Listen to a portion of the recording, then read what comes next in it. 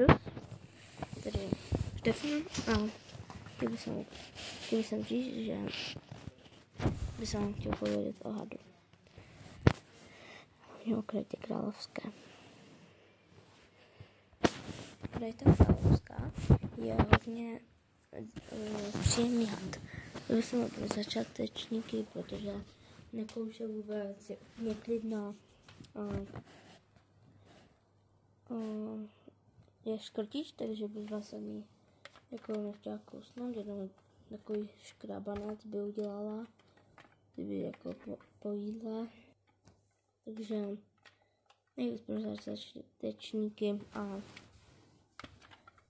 hlavně bych vám chtěl říct, že pokud tady dáte 100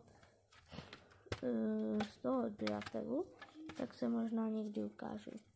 Ale to se vám určitě nepovede. No, jdeme k věci.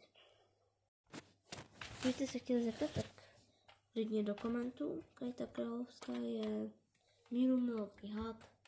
Když koupíte je můžete ji koupit normálně materiálko. A ukážu. Klidně třeba taková malá. Ať se tam může zahřívat.